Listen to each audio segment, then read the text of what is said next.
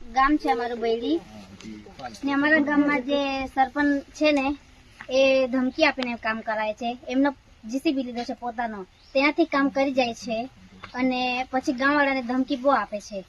પછી રોજગારી આપતા રોજગારી આપું છું એવું કહીને એ પોતાના જીસીબી થી કામ કરાવી લે છે અને રોજગારી આપતા નથી.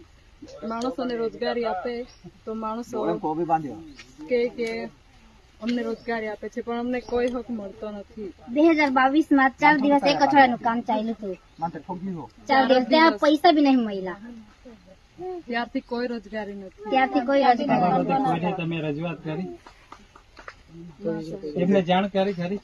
ના, સભ્યને કરીએ પણ સભ્ય નહીં રહેતા નહીં અહીંયા. પછી તેમને શું કહેવાનું? ક્યાં રહે છે?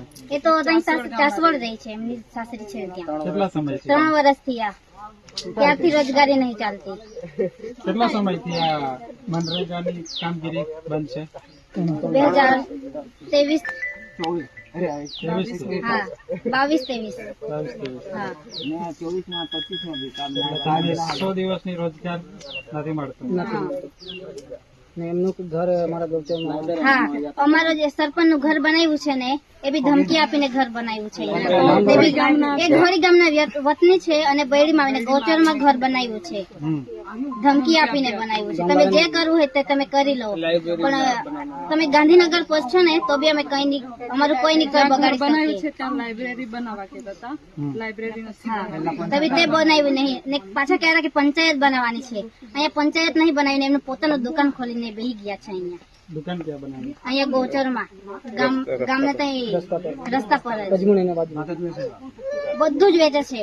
બધું એટલે હા, બિયાર કટર બધું જ વેચે છે. એવો સરપંચ છે અમારા ગામનો. ભાજપના છે, ભાજપના વ્યક્તિ છે, એટલે બધું જ કરી શકે એ લોકો. એ બાબતે કોઈને જાણ કરી? ના. અમારા સરપંચ જ આવું કરે, પછી કોને જાણ કરવા જવાનું? આગળ તો કોઈને ચાલે નહીં. આગળ તો કોઈને ચાલે નહીં. પછી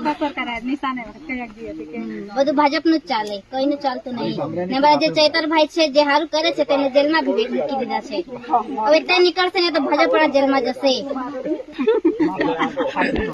ન્યાય અમને જોઈએ આદિવાસીને.